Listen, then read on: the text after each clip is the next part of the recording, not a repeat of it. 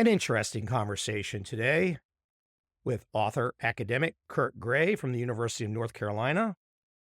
Our topic is his new book, Outraged: Why We Fight About Morality and Politics and How to Find Common Ground. This is a tough conversation for me because it's tough for me to find common ground. And maybe I really don't want to find common ground with some issues of morality that violate my morality. So that can make a conversation like this with a gentleman like Kurt, who is trying to keep things somewhat down the middle. I probably made it a little bit difficult for him.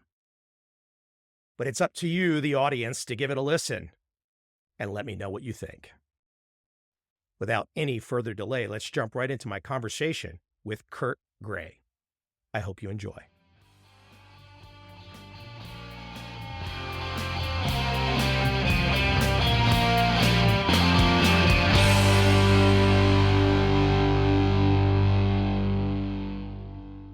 You open your book with this line, "People today are divided."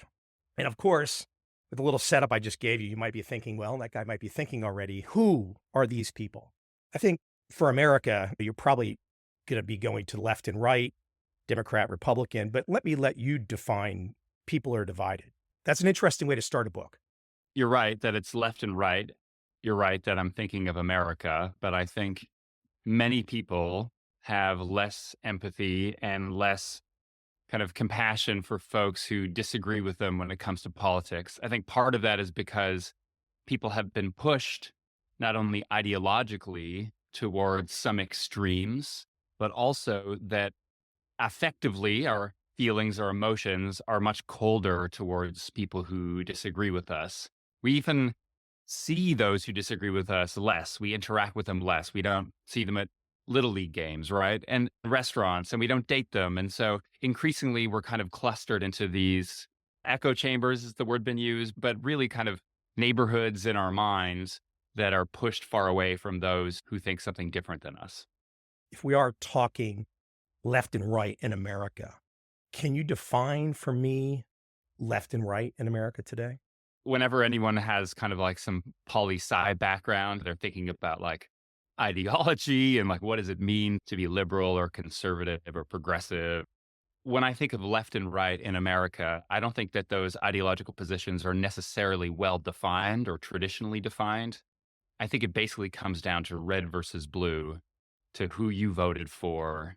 It's more of a kind of like cultural identification. Are you a Prius driver or a truck driver with an American flag with a black stripe out of it? It's like those kind of like ethoses in a sense that we're divided about, not strict kind of ideology. You've obviously put a lot of time into thinking about these issues. I feel comfortable pushing you and pressing you. Going through your book, from my perspective, attempted to keep things balanced. I think most people, if they were going through your work, they'd feel like, well, I feel like this author is talking to both sides.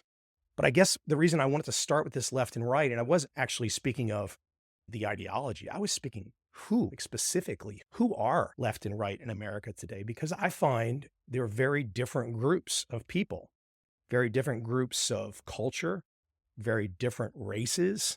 And I find sometimes if we just keep saying left and right, we obscure the fact that we're just talking about very different groups of people. Whereas I happen to be in a country right now where, yes, there are some different racial groups in Vietnam that are on the perimeter, but by and large, everyone in Vietnam is Vietnamese. Everyone in Thailand is Thai. Everyone in Japan is Japanese. It's a very homogenous part of the world right now. So America is not homogenous. You're right that the left versus right fault line is consistent with lots of other fault lines that you mentioned. Although gender is fairly evenly distributed across this divide, if you dig down deeper, there's much more similarity, right? Kind of like superficial disagreement. And as you say, I try to be balanced and I try to be an optimist when I look at kind of what's in common between people in America who maybe vote differently. Most of the things that we really care about, we have in common. And so I try to focus on that deeper kind of psychological similarity between everyone rather than saying, right, like Democrats have more black people than Republicans. But at the end of the day, we're all kind of concerned about the same thing. And so the book's an attempt to get at what are we concerned about. In my life, the red versus blue, I have friends and family who are both. They're mostly white people. My progressive college professor friends, or you could call them liberal elites, coastal elites, sometimes derisively called that in the media. But then I've got family from Nebraska in the kind of heartland of America. They vote very differently. At the same time, it's very easy to hang out with all of them, and they all care about much, much more than politics. My cousin in Nebraska just got a refinished old Corvette. He drove around in it. But he's like 20 something. He's trying to figure out his career, right? It doesn't come off as like a standard trope when it comes to thinking of Republicans in America. And likewise, I've got friends who are progressive here that don't follow the tropes as well. So I think we need to see kind of maybe beyond those tropes of left, right, and think about the kind of people who are trying to understand the other side. Do you think that's what people are trying to do today? Trying to understand the other side? I think many people are trying to understand the other side. There are people who are not trying to understand. The book is written for people who are trying to understand, for people who are maybe exhausted with all the rhetoric, upset with the conflict entrepreneurs, this term from Amanda Ripley that I really like. People in the elite and the media and politicians who can profit off of stoking division. When I give talks, when I meet with folks, they are trying to reestablish relationships with people who voted differently in their family, or just trying to understand how America can come back together. So not everyone is trying to bridge and to connect, but I think many are, and this is for them. It's really important at this outset because ultimately I know where we're going to end up having a conversation about morality, right and wrong, and people's different perceptions of morality and how that perception of harm can be terribly important. But I guess for me, it's quite interesting here. I'm talking to you, a professor at UNC. I have a nephew at UVA, so I have some experience with just understanding a little bit about the ACC and growing up in that area. And I would guess that the vast majority of universities today are populated, whether it's professor or administration, by generally one side. Is that a fair assessment? I think it's a fair assessment. If you look at probably who votes in a lot of universities on the East Coast, many of those folks are relatively more progressive. If you think of like New England and you're like, oh, those like Ivy elite are generally progressive. Well, New England is generally progressive. So I think the trend is not as extreme as the media often makes it out to be. And I think there are lots of folks within, let's say, University of North Carolina, who are centrist or even conservative. And I'm on email lists with folks that think more broadly. It is probably fair to say, though, that there is a notable bias in education. For example, if we were to discuss something like a DEI program, that's going to be very well installed across universities and colleges across America. And that would definitely be something that would be that one side of this debate would be like, if I'm going to listen to the good professors that have done all the homework and done all the research, that you sometimes want to feel like, well, hold on, are we on a neutral playing field? Progressive states with big universities, things like DEI are well installed. UNC like no longer really has DEI because we have a Republican legislature and board of kind of governors. I think the picture is more nuanced, but I think it is true that students at universities typically are more progressive than perhaps their parents, especially if they draw from the broader state. I'm in my mid 50s, and there was the conversations and the politics that gets discussed today. And this ultimately gets into this notion of morality and different perceptions of morality. What to me feels like has been introduced in the last, let's say, decade, especially, feels like a whole new morality, a whole new debate and argument to be had, which makes this whole conversation even more interesting because if there was a left-right morality conversation, let's say in the 80s, even somewhere in the 90s, it'd probably be very different than today, don't you think? Yeah, it's changing for sure, right? The point I made earlier, it's not clear whether there are these lasting ideologies between the left and the right, like Trump being elected with this idea of tariffs, right? That kind of protectionist economic stance is very different from NAFTA back in the day. Abortion, still the same debate from the 80s. So that's still relevant. I think law and order, crime, I think that's still relevant. Immigration. So I think a lot of the issues have remained the same over the past few decades, even if the kind of populist bent is maybe something new. Well, you use the word gender. Gender is definitely new as a debate. Yeah, although feminist debates were certainly pretty big deal back in the day. I think like Dolly Parton working 9 to 5, right? This is maybe the echo of that, but I think the kind of maybe second wave feminists back when in the 80s were certainly like pushing boundaries and like women should be in these clubs and there shouldn't be these male only things. I don't know if there's anything new under the sun in some sense, right? It's kind of like this general argument or navigation of kind of like power and equality in society. We can talk about these kind of perceptions of harm, right? I think that's what underlies the kind of left right difference that we're talking about. Like, how much are these kind of disadvantaged or marginalized or relatively less powerful communities kind of like gaining on these more powerful demographics? I mean, that varies by perception and by the group you're in, and how much should they be gaining on those demographics, right? There's still the same kind of through lines running through society as there has been for maybe hundreds of years. Where do you perceive morality comes from for the left and the right in America today? I think morality comes from the same place for everyone, our kind of moral intuitions. And those have been given by evolution for the past millions of years and fine tuned by our societies. Clearly, liberals and conservatives disagree about a number of specific issues. I think I want to make sure we don't overestimate how much we disagree. If you opened up a book of law, we would agree left and right on basically 99% of every law. Where we're disagreeing are really fine trade offs where it's legitimate to argue on each side of these issues. Each side would argue that their side is more legitimate. That's fine. That's what morality is all about. You should feel convicted about your own side. You should feel strong. If you got people into a room and calm them down, they would be willing to say, well, folks on the other side of that position, there's something to that. I can understand that. We're actually not as divided as you think. And the research plays that out, right? We way overestimate how much we actually disagree and how much we're actually divided than we are, especially psychologically in terms of like our core moral beliefs. Those elections are pretty telling, though. The voting is pretty telling. At the end of the day, it does say something when America elects, for example, a president or a particular senator for their state or whatnot. It does say something, especially at the presidential level. To me, it speaks to a tremendous divide. As you say, there's certainly this like cultural divide. There's a different perception of the world. Should America be moving forward? Should it be making it great again? But that's baked into the very idea of conservatism, which is looking to the past in a sense in our traditions, and progressivism, which is kind of looking to the future and kind of like leaving some of those things behind. There is a divide, but I think in terms of everyday people, I'm not sure how coherent those ideologies necessarily are, as much as we each got conscripted into our own teams. I often think about basketball. UNC has a very strong basketball team.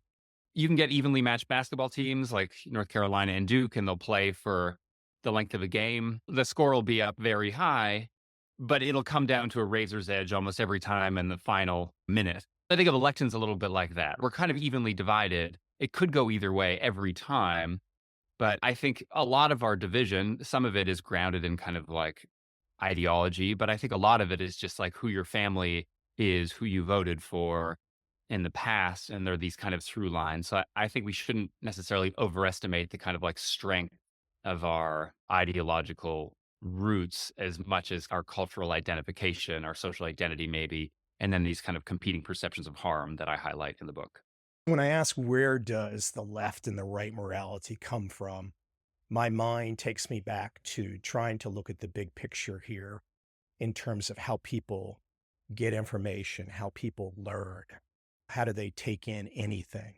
This is actually kind of paraphrasing from a post that I saw. I don't think there's anything too controversial about this, but the left in America generally would have much greater control of journalism, television, advertising, universities, entertainment, social media, medicine, NGOs, education, and government. I don't think it's such a controversial thing to say. It's two different sides of morality, each getting their morality from different places. You see, well, the conservative side is more traditional. I guess people could watch Fox News, plenty of them do, but that's kind of a rarity in the overall situation.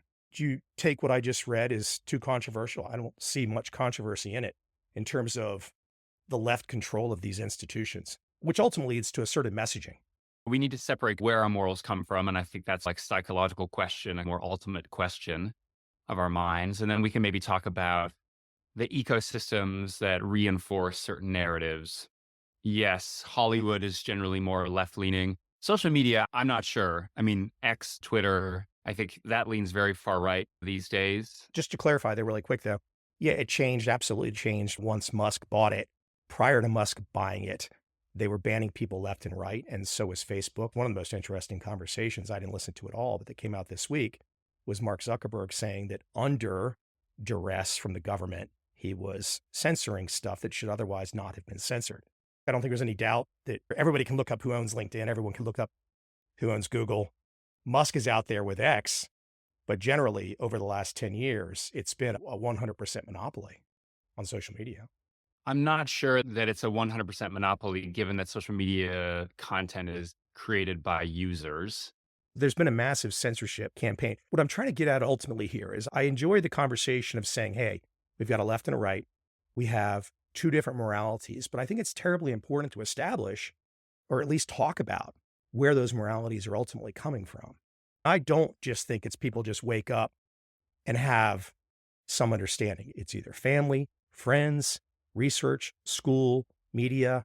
I don't know if it's all just intuitive. Certainly, I think we're born with the capacity to make moral judgments and to have a sense of morality. I think it comes from your family in a very powerful way. Thinking of my own kids, growing them a moral sense, it's powerfully constructed by your family and the institutions that you're exposed to as a young person. That could be your church, which I think is an institution that is, very powerfully right-leaning typically, that I think was left out of the previous conversation. There's media, especially as a teenager, you're like thinking of music, and then there's universities as you go out there, but there's also workplaces. That's a powerful culture that I think also bears mentioning, that really shapes the morality of young adults to older adults.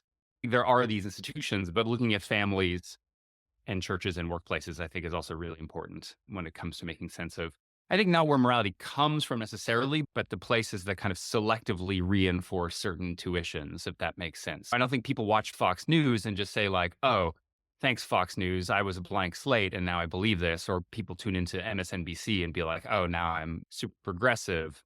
I think these are things that shape and tune the morality that we get from our parents. But I do think that the media and social media are kind of pushing us further apart in a way that we wouldn't get that if it was just about the morality of our parents and our churches and our sports leagues and our workplaces. Let me bring up an example that obviously paints me to one side. I appreciate what you are attempting to do with your work and trying to stay in the middle and see both sides as different sides that perhaps have different moralities for different reasons. For example, I can think back to not too long ago, perhaps 5, 6 years ago, the idea of walking into a local CVS and having everything behind locked plexiglass was not a thing. Now, maybe it was in New York City. It probably was for a long time, but not everywhere. And now it's become an everywhere thing. And so I think what's interesting about your perspective is that the right side of America is not in any way, shape, or form on board with that. They're not at all. It's like, hold on, why can we not enforce the laws? Why can we not stop crime? For me, there's a vacuum on the other side. It's like, well, hold on.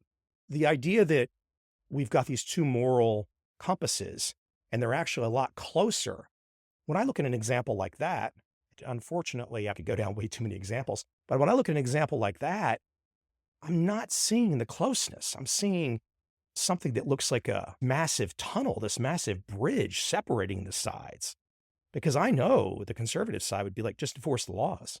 We don't need to have everything locked up in a store. This is a new thing. Why are we doing this? I'm a little confused. I don't think progressives are pro kind of taking all the things from CVS either. I have a hard time seeing how that's like a partisan issue. We know, for example, in California and other locations, I think they've repealed some of these, but they've had situations where they don't enforce. They've made laws and said, we will not charge you if the amount stolen from a CVS is under $600 to $800 or something like that. I have a hard time imagining that if we've got these two moral pieces, and ultimately this gets to the big picture, I think is where you go in your work, is the whole idea of a democracy, of a Western style democracy, that if you have these kinds of divisions of morality, it's very, very difficult to keep it together, isn't it? Folks on both sides are navigating these kind of trade-offs. California's a good example, right? They used to have a three strikes law as well.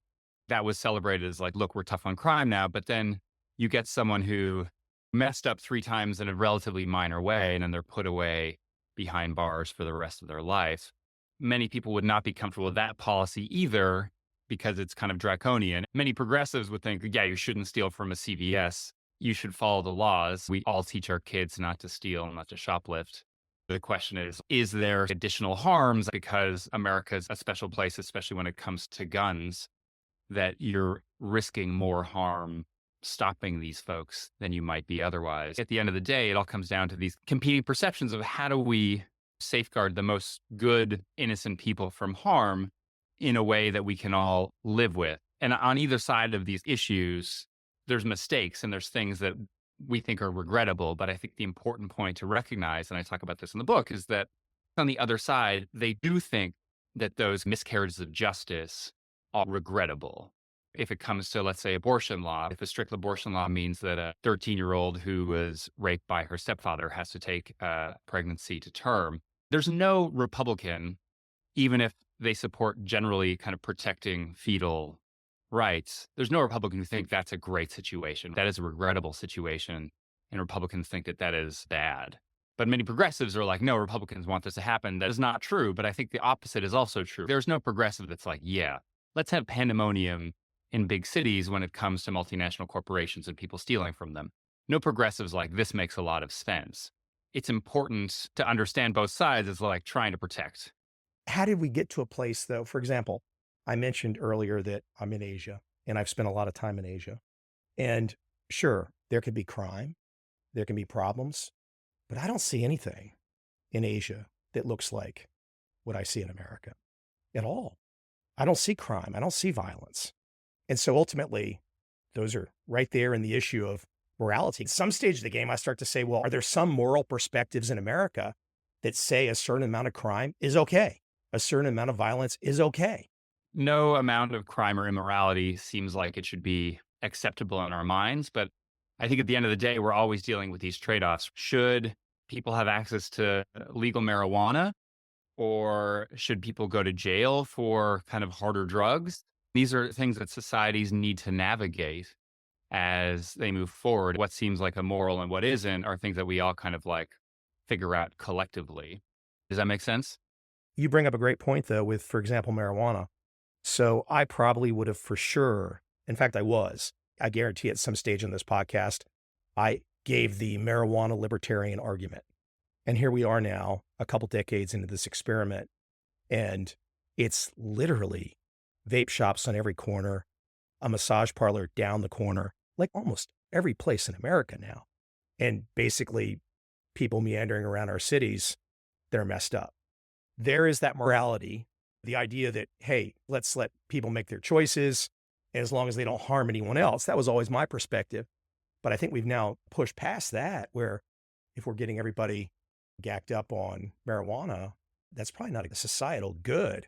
And that was a morality that we regulated. I guess I keep coming back to the idea that you see things more similar, or more two sides are closer together. And I don't see that. You could look at anything and see more similarities or differences.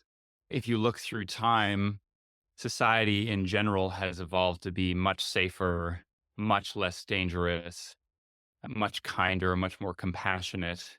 That's a good thing. We have still many kind of problems in our society. But at the end of the day, I think addressing those additional problems require us to work together across divides, across ideological spectrums to compromise and pass policies to make our society better. And so part of this book is to think, well, how can we see eye to eye with the other side? How can we reestablish relationships with the friends and family who we might disagree with on some issues and like come back together? This is one of the reasons I was trying to establish some definitions in the beginning. If you have a morality that has been practiced for a very long time, let's say we don't want to see the violence, we don't want to see the theft. Now, okay, the progressive side doesn't want to see that, but I know what the theft and violence statistics are in America, and I know where it's concentrated. Why compromise? If there's one side that has a certain morality that says we're comfortable with this morality, I could run off the whole litany of things that the right would not like for the last 10 years. We don't need these advances. Even though you're trying to come down the middle on this subject, the word compromise doesn't feel like it's coming down the middle. It feels like it's asking the right side to lessen up and go ahead and allow some of these changes in morality. I'm not sure I agree. Are going back and forth. The left is always the group that is pushing towards particular kind of progress. It's inherent in the word progressive. The right is inherently trying to think about tradition and maintain those traditions. There is a conflict and it's inherent in just identifying as progressive or conservative. I do think America in particular, why America, one, has these divides and has such an exciting political scene is in part because it's a pluralistic democracy founded on huge amounts of immigration, founded on diversity of perspectives, a diversity of race, a diversity of ethnicity. This is why there's more violent crime in the US instead of Vietnam. But if you think about GDP, you think about the world's biggest tech firms, you think about the movies that are consumed around the world.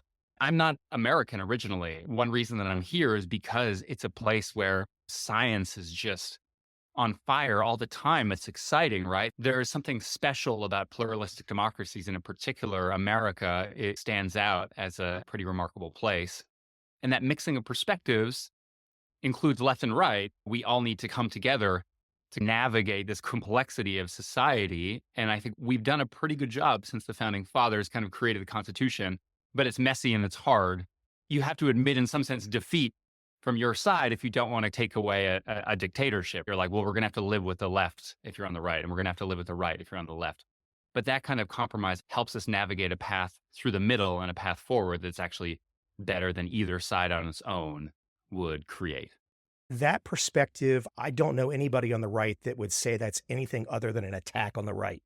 I'm talking to somebody who is progressive, rightly or wrongly, and that is a full on coming for the guns, coming for the kids, whatever. That's a full on attack. I think that's how people would see it. But I think there are folks on the left as well who see that as a capitulation, as a surrender to values they disagree with. But again, you're thinking of people who are really strongly yelling on social media. And this report came out by More in Common, this organization that tries to bridge divides in America. And it suggests that 65% of Americans are part of a group called the exhausted majority. These are folks who are not particularly ideological, and they just want their country to do the best it can when it comes to making life better for themselves. We're here really overstating how much people are kind of like ideologically committed versus just want cheaper gas prices. They just want to be able to afford milk. I don't think people are power as left and right as we think they are as talking heads. I've watched the polls for the 2016 and the most recent presidential election. In both times, Nate Silver, who's a well-respected pollster, not by me because I find his methodology doesn't work. It's not a partisan issue. I just find it doesn't work. But it doesn't seem like anyone has been able to poll Trump voters for both of those elections. You just mentioned science a second ago. After coming out of COVID, I'm not even sure where we are on the scientific method anymore. But I hear you say something about essentially polling people. I'm a skeptic. I'm the Gen X skeptic who just keeps saying, well, hold on. We don't seem to get a lot of these things right in terms of the polling. You're saying, hey, people are not so diehard ideological. Maybe they're not on the left, but I tell you what, on the right, I have a hard time imagining that. People can like this point or not like this point. Surely X is absolutely galvanizing the right to certain perspectives and certain views, and there's conversations being had there that I've not seen in my adult lifetime. Some absolutely good, strong, some probably in the conspiracy weeds. That's just competing with the likes of it. MSNBC and CNN, which has been having their own versions of conspiracies for the last 20 years. It's interesting to hear you lay out the scenarios, and I just keep trying to push back on you.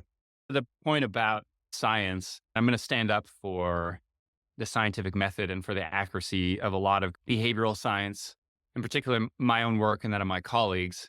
I think polling is so brutal, one, because people don't want to necessarily express their views, but I think more importantly, the response rate for polling is just abysmal. I think it's like 1% of people who respond back to polls about politics, then your conclusions are going to be not great. They're going to be trash because you're not actually polling the people that you're trying to make inferences about. I think with behavioral science, it's much better. So when we poll people, response rate is like 90%, not 1%. When it comes to things like how people overestimate the severity of views on either side or how much we dislike each other, I think there's very strong evidence for that. You can definitely point to specific examples of people being very divided, but I think in everyday life, if you prime the pump, so if you do what you're doing now and you're really trying to galvanize people by pointing to hot button issues and pointing to the threats out there, and my work suggests that our morality is all about these feelings of threats, then you get people to partisan knee jerk reactions. If you're just trying to talk to them about their life, you're just trying to talk to them about their hopes and dreams for their kids, those are conversations that don't really dig into politics in an intrinsic way, although you can connect them, obviously. That's what I want to understand with people, what it means to be human beyond just the shirt you wear. Fair enough. I think the word threat is interesting in terms of people's perception of threat. A lot of where your work goes, the perception of harm, perception of threat. As I've tried to lay out in this conversation, I just think it's the playing field is a little unequal in terms of how the sides are treated. I've only been censored by one party, right? Even on a social media platform, but it's controlled by one party. And the censorship has generally gone by one party in the last, I guess, before COVID, actually. When it's not a level playing field, like, for example, I would love to know that everybody in your world, that there was a ideological divide, that where everyone participating was, each side was represented.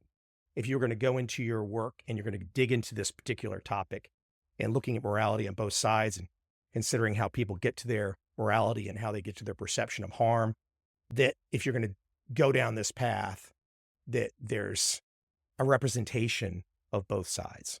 It's a tough topic because when I look at society, I see one side controlling so many of the levers. And I think that definitely makes the right more skeptical and definitely makes the right less trustworthy of all of these institutions. The trust has gone out the window from the last 10 years. If New York City can pass laws saying that there are 31 genders, then the right just says, my hands are up, I'm out, I'm out. And that's an issue of morality right there, right? I get it from your perspective. You're saying, well, hold on, Mike, you're focusing on some hot button issues. But the hot button issues are important to people. These are terribly important to people.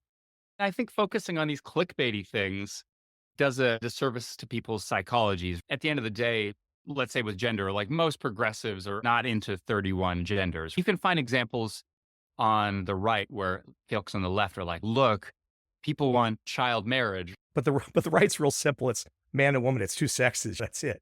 The right has more complexity than that as well. Many progressives are like, well, conservatives are only concerned about what's written in the Bible. I think that does a disservice to the many thoughtful evangelicals on the right who are thinking of like navigating their moral world when it comes to religion and politics. We can keep having these arguments about, well, the left likes this or the right likes this, but it doesn't move us anywhere. It doesn't move us anywhere to keep on harping on these divisive examples that you can think about coming from the most progressive or most conservative places. How can most Americans come together and have better conversations on planes, in Uber rides? We do have to come together. You're perhaps not super interested in coming together. If I have to have one arm tied behind my back, yes, I'm not interested in coming together. That's the part that drives people on the right nuts, is that you have to have one arm tied behind your back. It depends on the sphere. Business, I think, is largely conservative, and church as well. Like, these are huge parts of America that we're neglecting to talk about here that are really more conservative leaning. The billionaires out there are typically voting for more free enterprise, lower taxes, and also creating narratives that I think help the conservative ideas that are in the government. Some of our most famous billionaires right now, from George Soros to Mark Zuckerberg, Jeff Bezos to the Google guys to the LinkedIn guys, the billionaires seem to be all over the map on the partisan polls these days. Right. But I think business is itself kind of inherently a more conservative enterprise in the sense that it's trying to lower taxes for itself. There's anything like conspiracy about this, thinking of classical liberal ideas, invisible hand, and so forth. We could keep talking about the left versus the right, but it misses the core of the book, which is like trying to understand the everyday people who are just trying to navigate their lives. Like when I take an Uber ride with a guy who tells me he's a Christian nationalist, right? I think that's interesting. And I want to understand what that means for him. And then we start having a conversation about abortion, how you can navigate that conversation. If you don't want to have conversations with people who disagree with you, and if you don't want to understand their common humanity, then I think I can't help in a sense, because there has to be some motivation there to understand. And if you think you want to write off half the country, then it's hard for me to convince you not to. Do you think that's what both sides are doing right now? There are people on both sides who are writing off the other side, especially I think folks who are grounded in social media or partisan news. They're still underlying this deep urge where people want to connect. I want to think about people's everyday lives. We could talk about policies, municipal policies in cities or universities or churches. At the end of the day, I want to think about, look, here's someone who's coming to Thanksgiving and their uncle, their cousin, their niece voted differently than they did. Everyone's getting ready for a fight because that's what we've come to expect. But I want, at the end of that Thanksgiving dinner, to have people say, I had a good conversation with my uncle or with my niece. And now I understand them a little better. And I think next time we see each other at Christmas time, Easter dinner, I think it's going to be better. And I think I'm better for having that conversation than I am for just sticking to the same partisan talking points that make us yell at each other. I just want to find ways to help people understand each other. And I think there is that motivation. There's sort of certain nobility in that. I'm not going to disagree in that sense. I just find it interesting that you have two groups in America that have their perspectives on morality. These groups are made up of very different organization. I remember seeing the statistic for the Biden Trump election that if it would have been all women voting, Biden would have got like 400 plus electoral votes. It would have been all men voting. It would have been less, but Trump would have won if it was all men voting. So I think the interesting thing about the morality issue too is that I started the conversation going down this path is that if we just keep it at the idea of like, hey, we're all Americans, we're all the same, without looking at the particular groups and seeing who makes up the groups in terms of race and sex, I think that's a disservice as well too. That seems to be the way that America, in a way, disguises its problems because you're not allowed to talk about that. You're not allowed to talk about the real differences in people and that the real differences are showing up in morality and ultimately showing up at the polls. I maybe disagree in that I think all we're doing right now is thinking about the differences. That's all that cable news does. And so I think we really do need a way to think about our similarities and to kind of move forward with policy, especially after an election, right, where it is really us versus them. We want to come together and have these conversations. The knives are going to be out for Trump and all that other kind of stuff, and the conflict will start again and the cycle will start again. And I appreciate that you want to see a common ground and you want to see people come together. Let me ask you this kind of like a final type question. I'll let you take the floor. Let's imagine these two different groups, could be different sexes, different races, different ideological perspectives, different moralities. They come together. They got to put all that stuff to the side and not talk about that stuff. And then they're going to keep their conversation on more, you might say these are not narrow topics, but on something that's more narrow that doesn't let those hot button issues get in. The question I have is, how long is it that if you bring those two sides together, how long is it until the hot button issues are not right back to the forefront? This is a question facing so many workplaces today. I was just on a panel with sponsored by the Society for Human Resource Management, and politics is coming up in so many work teams today that people have common goals to achieve the goal of their workplace, of their organization, but maybe they voted differently. I'll take the middle road here, as I always like to do.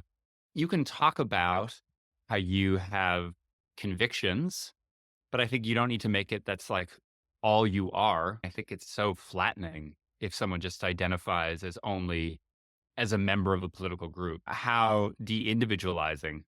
What if they don't identify as a member of the political group? And what if they just say, I like to have the right to have a gun, or I don't like you to have the right to have a gun, or I don't really care about if there's some theft from the CVS, or the other person says, I do care if there's theft from the CVS. That'd be a great actually way to start it. And then the question is, well, what do you do when someone says that? A lot of the book is about how you can have these conversations. So if someone says, this Christian nationalist that I took the Uber to the airport with, he says, like, I want the right to have a gun. I think then the question is, interesting. I'd like you to tell me a little bit about that. Maybe why are you so committed to that? We talk about the science in the book. We should talk about kind of personal stories here instead of just like spouting off facts, because spouting off facts don't seem true. Everyone knows you just pull the facts from the partisan news that you're listening to. Crime statistics are facts, though. You can't find this in the FBI. That's right. But what statistics are the most relevant is always up for grabs. When you tell a personal story of like, look, I once used a gun to defend my family from a home invader, that's a story because it's based on a real experience of harm that people on both sides can really see eye to eye with. I work with this organization called Narrative 4, and they try to bridge some of the worst divides out there. You talk about, so they have this man who runs a gun sales website. He has a disability. He has to work from his house before COVID, and he's really committed to Second Amendment rights. And he had a conversation with a woman whose daughter was killed in a mass shooting by a semi-automatic weapon with a big magazine. They're very divided on gun rights, but they have this conversation where they share their personal perspectives and have much more empathy than you could imagine at the beginning. But it's possible to have these conversations against huge divides.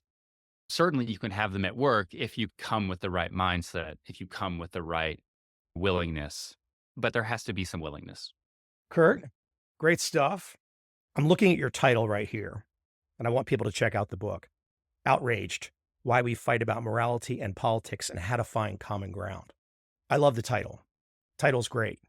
I don't think you want me to be that outraged in this conversation. You want me to be more calm. Your title and your perspective makes me think about an entirely different perspective. And I don't know who would win.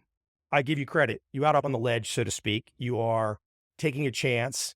You are trying to find a new way to bridge the gap. I think this is a fair assessment, right? That's right. I can feel from you that your perspective would be a little dogmatic and a little less fact-based than I might be. But that would be an interesting comp. Who would win? Who would win ultimately if we actually didn't have to hold one arm behind our back, if we didn't have to bite our lip, if we didn't have to pretend that there aren't these big divides, that we might actually get to common ground. I feel like the common ground that we are not finding is because we're all lying to each other. And it's coming from every which way to Sunday, media at the biggest forefront.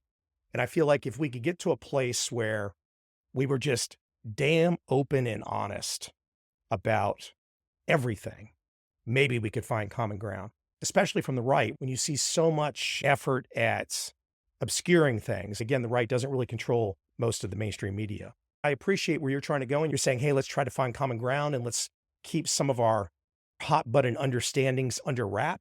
But maybe the exact opposite would get us there ultimately. We don't really have proof yet. You might be saying to yourself immediately, well, Mike, I've studied psychology and neuroscience for a hell of a lot longer than you have, and I generally think that we're going to probably have a better chance than the direction that you're saying. But ultimately, so far, we're not there, right? My answer is maybe nuanced here. It is good to be honest with each other. You can't be honest and unkind in a conversation. So let's say, think about the division between the left and the right as like two people who are married together and they have to stay married for the kids who are, I don't know, the American electorate and the future of our nation. I think with that perspective, you need to think about, yeah, well, I need to be honest, but I need to have some compassion. I need to have some sense that the other person is not just out to get me. There's some good ideas on both sides. Moving forward, we can acknowledge that there's some differences, and that's inherent in even just the term liberal and conservative. And in the book, I try to point to what those specific differences are when it comes to the science of morality. But I do think that we have been focused more on our differences than our similarities, especially of late. And the research does suggest that focusing on what we share, even if we acknowledge that there are differences, can help move us forward. I'll add one more nugget for a future UNC research project. I have absolutely, and I never planned to be in Asia. I never planned to live in Asia. I have absolutely loved beyond loved and enjoyed more than I can ever imagine and learned more than I can ever imagine living in a homogenous culture, which for Americans is completely foreign.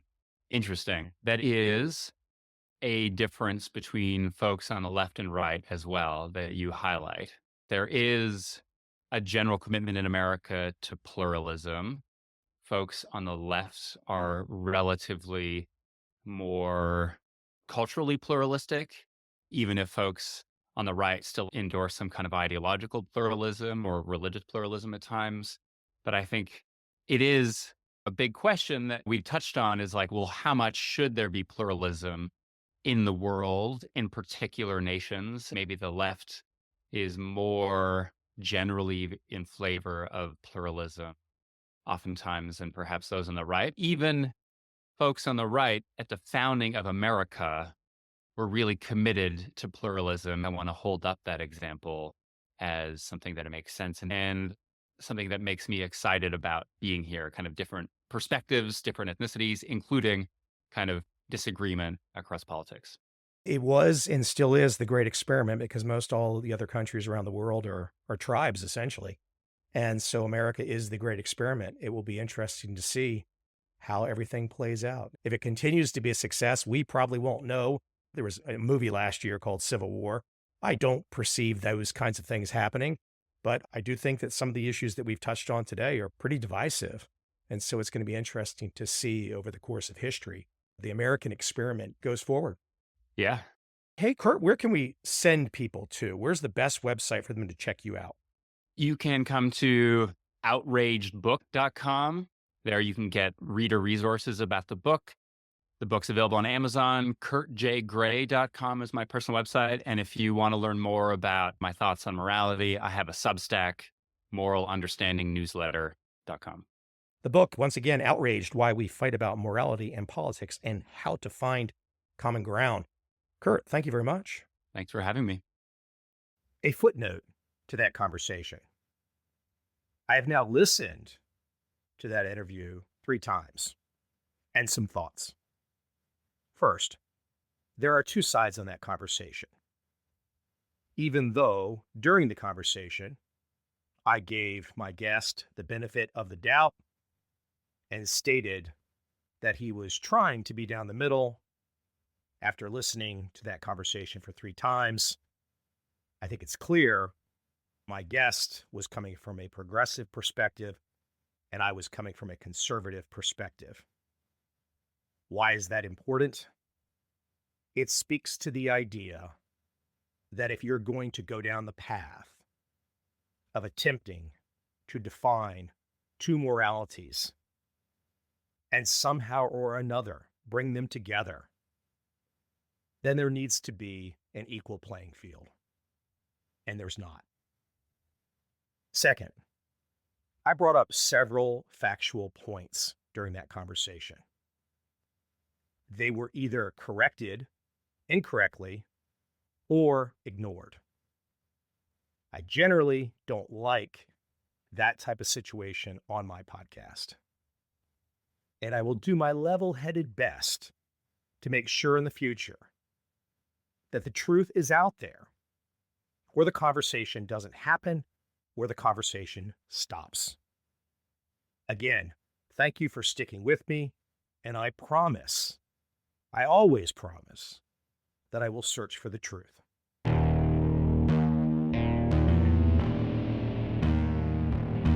I see a time when those awake will understand how to make money in up, down, and surprise markets. Whether new trader or experienced, college student or financial advisor, protecting against a crash or just trying to make a lot of money, trend following offers everyone an answer in uncertain times. To get started immediately, send me an email, michael@covel.com. I will send you the right trend following steps to take along with my free video. But if you want to buy and hold, trust the government and trust Wall Street, this is absolutely not for you.